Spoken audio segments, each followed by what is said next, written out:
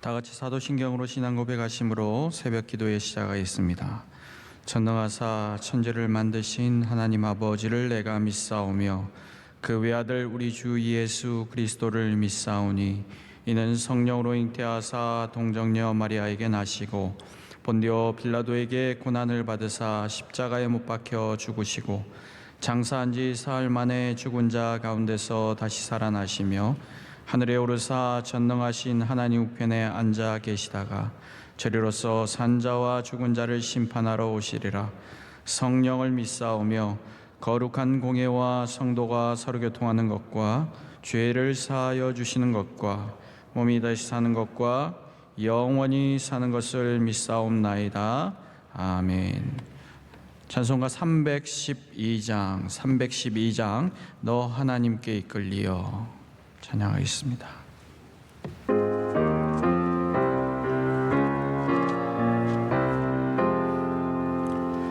너 하나님께 이끌리어 일평생 주만 바라면 너 어려울 때 힘 주시고 언제나 지켜주시리. 주 크신 사랑 믿는 자 그 반석 위에 서리라.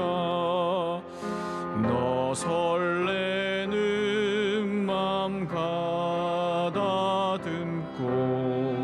희망 중 기다리면서 그네로 신 주의 뜻과 사랑에 만족하여라. 우리를 불러주신 주 마음에 소원하신다. 주 찬양하고 기도하며 내 본분이 쏟아하라. 주 약속하신 모든 은혜 배서 이루어지리라.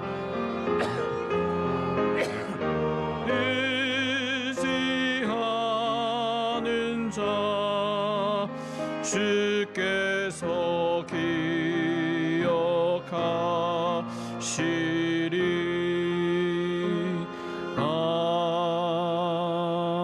아멘. 수요 찬양대 운영 총무이신 이준수 안수입사님 기도 인도해 주시겠습니다. 할렐루야. 사랑과 은혜가 충만하신 하나님 아버지, 어리석고 죄 많은 우리를 주님 사랑으로 새벽을 깨워주시고 첫 시간 주의 전에 나와 주님 말씀 듣고 믿음의 길을 달려갈 수 있도록 인도하여 주시니 감사드립니다. 사랑의 주님, 코로나 바이러스로 아무것도 할 수 없는 나약하고 힘없는 저희에게 긍휼을 베풀어 주시어 주님 말씀 한번 바라시면 모든 질병이 떠나가고 새날이 올 줄 믿습니다.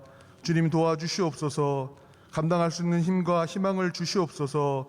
어려운 이웃을 돌아보며 나눔을 베푸는 자가 되어 주님의 모습을 닮아가는 자녀 되게 하여 주시옵소서. 대통령과 위정자들에게 주님을 경외하는 믿음을 주시고 나라가 안정되어 이 민족이 세계 열방 가운데 왕같은 제사장 나라 되게 하여 주시옵소서.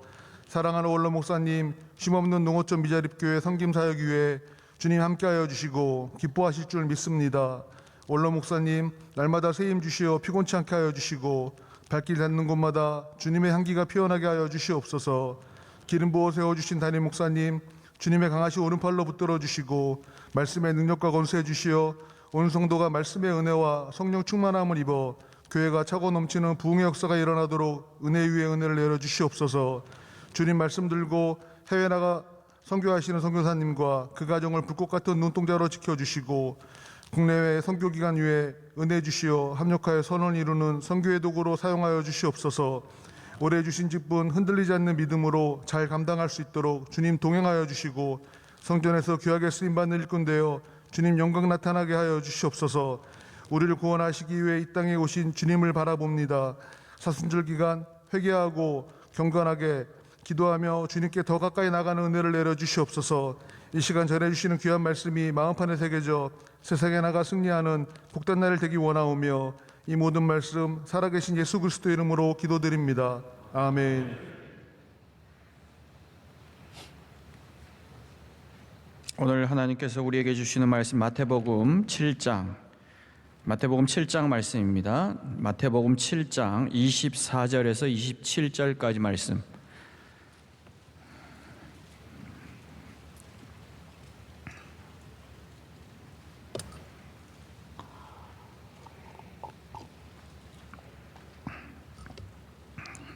마태복음 7장 24절에서 27절까지를 저와 여러분 한 절씩 교독하겠습니다. 그러므로 누구든지 나의 이 말을 듣고 행하는 자는 그 집을 반석 위에 지은 지혜로운 사람 같으리니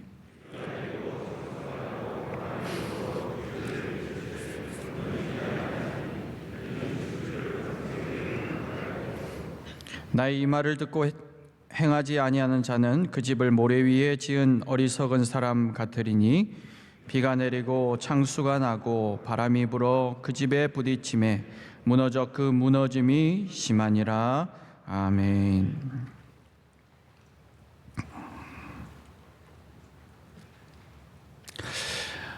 이번 주 주일날 목사님께서 영혼의 무게라는 제목의 말씀을 주셨습니다. 알곡의 무게, 영혼의 무게, 그런 얘기를 하셨는데요. 참 그 설교를 들으면서 제가 생각되는 것은 영혼이 무게가 있느냐? 사실은 영혼이 무게가 없죠. 그런데 목사님은 그 주제를 가지고 설교를 하셨어요. 무게가 없는데 무게가 있다라는 거죠. 그게 참 역설적이라는 생각을 하게 됐습니다. 최근에 TV를 보면서도 그런 장면이 있었는데요. 여러분 잘 아시다시피 우리나라를 휩쓸고 있는 예능의 신이라고 하면 누굽니까? 예전에는 무한도전이라고 하는 PD가 있었는데 요즘은 대세가 이 나영석 PD라고 하는 이 PD가 만드는 예능마다 난리가 납니다. 대표적으로 삼시세끼라고 3번 밥 먹는 게 답니다. 근데 전국적으로 세계적으로 이 새끼 밥 먹는 걸 전 세계 사람들이 쳐다보고 있는 거예요. 그리고 꽃보다 할배라고 할아버지들이 유럽 여행하는 거, 남이 여행하는 거 그거 쳐다보고 있는 거예요. 그리고 이번에 또 다른 예능이 나왔는데요. 제가 최근에 자주 보고 있는 예능인데 윤스테이라고, 옛날에 윤식당이라고 식당을 열었던 배우들이 식당을 열어서 해외 외국인들에게 대접하던, 식사를 대접하던 그 프로그램인데 이제 코로나니까 윤스테이라고 해서 외국인들을 초대해서 숙박을 해주는 거죠. 하룻밤을 재워주고 식사를 대접하는. 근데 참 재밌는 게 이 나영석 PD가 만드는 예능이요, 어떤 공통점이 있냐면, 여러분 아셨는지 모르겠지만 이 사람의 예능이 우리에게 행복과 기쁨을 주는 이유는 섬긴다는 데 있더라고요. 그냥 재미를 주고 재미있고 웃기고 게임하고 남을 속이고 이게 아니고 하루 동안 정성껏 음식을 준비해서 이 사람을 섬기는 거예요. 꽃보다 할배라는 그 프로그램은요, 젊은 이 짐꾼이 할아버지들을 이 기간 동안 여행 가이드로 계속 섬기는 거예요. 이게 그냥 우리에게는 알지 못하는 행복감을 주는 거예요. 누군가에게 섬김을 받는다는 거, 누군가를 섬긴다는 거, 이게 참 좋은 예능이다. 저는 그렇게 생각하고 이 윤스테이라는 최근 예능을 보고 있는데, 식사 장면 여러 가지 이제 유명한 장면들이 나오는데요. 그 식사를 다 끝내고 이제 외국인들이 다 숙소에 이제 들어가서 하는데, 이 일하던 이 영화 배우들이 이제 너무 힘들어가지고 일이 끝나고 나서 이제 좀 쉬려고 이제 가는 장면인데요. 그 장면에서 저에게는 참 이 기억에 남는 한 명장면이 연출이 됐어요. 이 몇 사람의 영화 배우들이 이렇게 자기가 일했던 그 식당을 이렇게 올라가서 이 언덕 같은 데를 올라가요.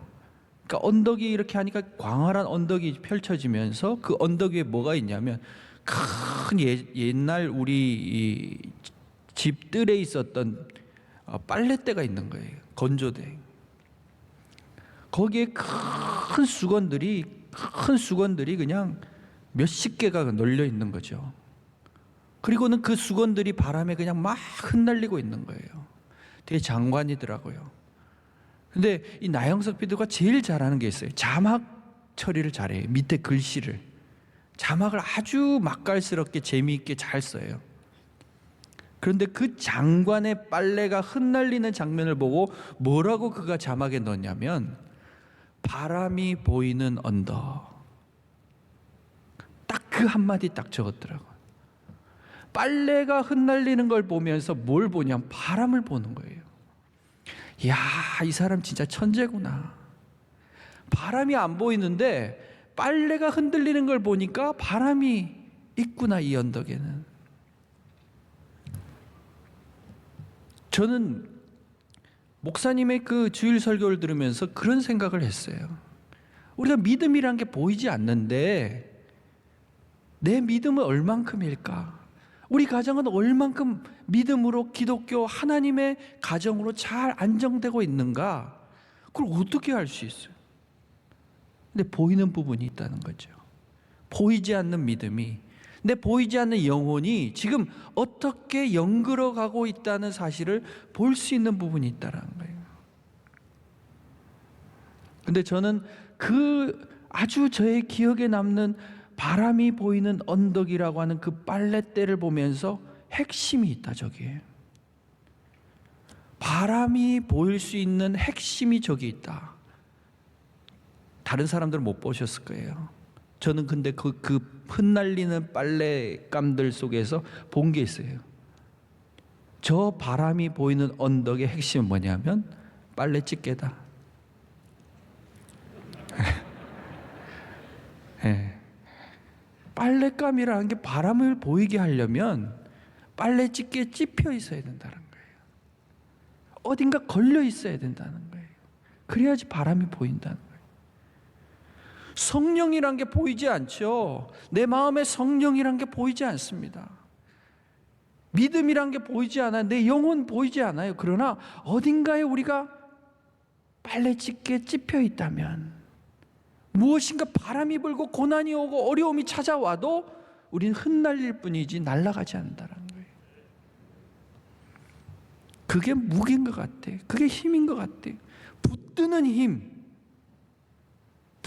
힘이 내가 얼만큼 있느냐, 그게 중요한 것 같아. 내 기도를 얼만큼 붙들고 있느냐, 말씀을 내가 오늘 얼만큼 붙들고 있느냐, 그 붙드는 힘이 영혼의 무게가 아닐까, 그런 생각을 하게 됐어요. 요즘에 전기차가 대세입니다. 여러분 잘 모르시겠지만 젊은이들 사이에서는 이 전기차가 전체 다음번에 차를 사면 다 전기차를 사겠다 그래요. 그런데 놀라운 것은요, 차 정비하시는 사장님들이 나와서 유튜브에서 한탄을 해요. 이제 10년 안에 가게를 접어야 되겠다는. 본인이 전기차가 나온다 해서 이제 전기차로 무슨 돈을 벌까 해서 전기차를 본인이 한 3년간 타고 다녔다는 거예요. 이 3년 동안 고장이 안 나더라고요. 그러니까 돈 벌 수 있는 게 없죠. 엔진이 있으면 엔진이 고장 나거든요. 엔진의 개통 속에 여러 가지 것들이 고장이 나는데 이거는 배터리하고 모터밖에 없는 거예요. 여러분 생각해 보세요. 선풍기에 모터하고 전기줄만 있으면 선풍기 고장 잘 안 납니다. 모터 고장나면 모터만 갈아버리면 끝이에요. 그러니까 이 전기차 밑에는 배터리를 밑에 쫙 깔아버리는 거예요. 그리고는 바퀴 옆에 조그만 모터 하나 딸랑 달려있는 그게 전기차예요. 그럼 가볍죠. 그럼 100km까지 2초밖에 안 걸린다 그래요.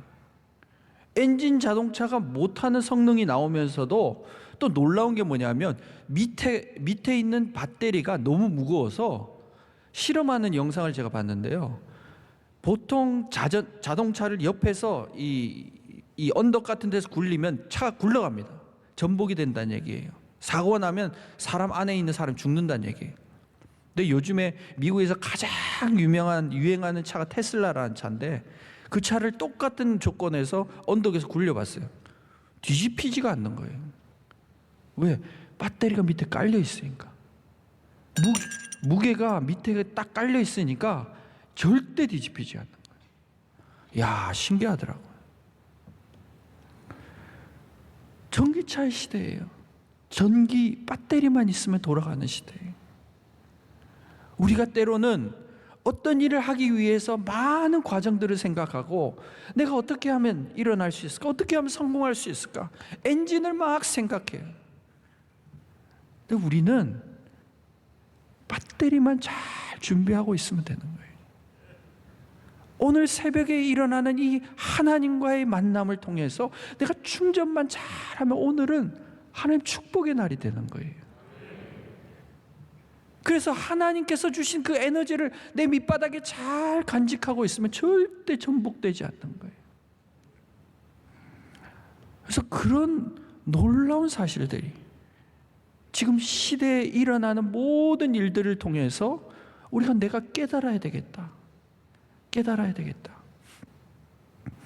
그래서 원로 목사님을 통해서 우리가 하나님께서 주신 명성교회가 크게 행동하고 크게 일하고 하나님 주신 능력을 체험했어요. 이제 담임 목사님을 통해서 저는 새로운 은혜를 보는데 이 내면화 과정이라고 하는 우리가 주신 은혜, 주신 축복, 우리가 하는 믿음의 행동들에 대해서 내면화되는 과정들을 하나님께서 말씀을 통해서 주시는데 은혜가 되는 거예요.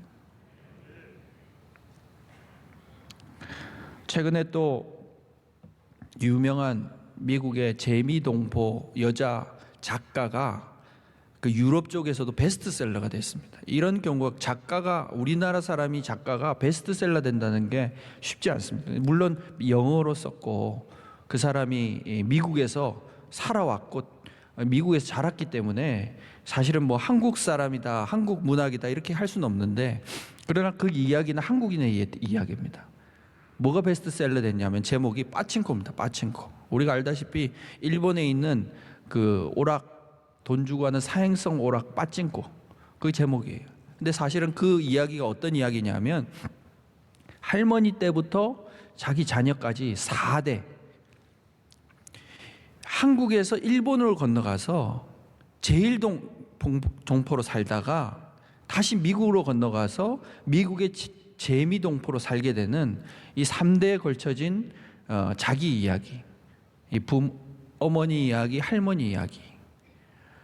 근데 이 사람이 이 이민진 작가라고 하는 이 작가, 여자 작가가 참 재미있는 것이 뭐냐면 자기는 크면서 할머니 때부터 제일동포로 얼마나 수모를 겪은 것을 보고 자랐다는, 어렸을 때. 다시 미국으로 건너갔는데 부모님이 미국에서 그렇게 고생하던 모습들을 본 거예요. 고생뿐만 아니라 너무너무 차별을 받고 창피를 당하고 그런 걸 보고 자란 거죠. 근데 참 재밌는 게 이 작가가 뭐라고 얘기하냐면, 이 작가가 그래서 이제 나중에 예일대를 들어갑니다. 예일대에서 역사학을 전공하고 나서 다시 조지타운 대학에 들어가서 로스쿨에 들어가서 변호사가 됩니다. 근데 몸에 건강이 굉장히 안 좋아져서 다 그만두고 글을 쓰기 시작한 거예요. 근데 그가 뭐라고 얘기하냐면, 자기가 이제 나이가 들어 보니까 사랑하는 사람이 고통받는 그 아픔은 당사자보다 옆에 있는 사랑하는 가족들이 당하는 고통은 더 두세 배 더 크다라는 것을 깨달았다는 거예요. 무슨 말이냐면, 부모님이 차별받는 그 고통이 자기가 살면서 그 고통의 무게가 사실은 차별을 받았던 부모님보다 내가 더 고통스러웠다. 부모가 돼서 우리가 왜 자녀들 위해 기도합니까? 자녀들이 받을 고통, 자녀들이 받을 어려움들을 부모가 느끼는 그 무게감이 더 크다라는 거예요. 그래서 그걸 견디지 못하겠다라. 그래서 자기가 글을 쓰게 됐다라고 하면서 뭐라고 얘기하냐면, 어머니, 아버지가 너무너무 희생했다, 헌신했다, 내 잘되기 위해서. 근데 자기는 이해를 못해요. 왜 저렇게 희생해야 되냐? 왜 자기 인생도 없이 저렇게 희생하시냐? 근데 이제 나이가 들어서 자기가 부모가 돼서 이제 깨달아 보니까 희생하는 것도 꿈의 일부라는 사실을. 우리가 꿈이라고 하면 내 인생이 이루어지는 것만을 얘기하죠. 그러나 부모가 되는 순간부터 이 자녀를 위해, 이 가정을 위해서 내가 희생해야 되겠다, 헌신해야 되겠다, 그 마음이 드는 순간부터 그것도 꿈이 되어진다는 거예요. 우리가 가정을 위해, 교회를 위해 희생해야 되겠다, 헌신해야 되겠다 하는 순간, 그것도 꿈의 일부라는 거예요. 우리가 우리 인생, 내가 잘 되고 우리 자녀가 잘 되는 게 꿈이 아니라 그것을 위해 희생하고 헌신하는 자의 꿈이 이루어지는 것, 그것이 참된 하나님의 축복이요 하나님의 은혜인 줄로 믿습니다. 그래서 희생하는 사람을 통해서 꿈이 이루어져 가는 것, 그게 정말로 축복이 아닐까, 대를 이은 축복이에요. 그래서 그가 얘기하기를 할머니와 어머니의 차별과 고난과 희생과 헌신이 자신의 꿈의 일부였다는 사실을 그가 소설에 적고 있는 거예요. 그래서 우리가 하나님 앞에서 기도해야 되는 것, 희생하고 헌신하고 이 사순절 기간에 내가 고난을 참여하는 것. 그래서 목사님이 고난을 받은 사람만이, 어려움을 당해본 사람만이 이 무게를 가질 수 있다라고 얘기했는데, 그 사람이 품격을 가질 수 있다라고 했는데, 우리 고난이 어디 있습니까? 우리가 어떤 사람이 고난받고자 하는 사람이 어디 있어요? 그래서 내가 영혼의 무게를 가져야 되겠다, 하나님 나에게도 고난을 주세요, 그렇게 얘기한 사람 없죠. 그런데 새벽마다 우리 가정을 대신해서 일어나는 것조차가 내가 의로운 고난이 될 수 있습니다. 자발적으로 내가 하나님 나라를 위해, 교회를 위해 전도하고, 내가 피곤하지만 말씀 읽고 내가 무엇인가 헌신한다는 것, 그것은 자발적인 고난이 될 수 있습니다. 그 사람은 영글어가고 있는 거예요. 그래서 목사님 뭐라고 얘기하시냐면, 코로나 기간은 채워져 가는 시간이다. 채워져 가는. 그 얘기를 들으니까 참 부끄럽더라고요. 제가 지난 1년 동안 내가 뭘 채워갔나? 내가 뭐가 채워져 갔나? 기도의 시간이 채워졌느냐? 말씀의 시간이 채워졌느냐? 그래서 세상은 지금이 흉년이라고 그럽니다. 저주라고 그럽니다. 아니요. 우린 영적인 양식을 준비해야 될 시간입니다.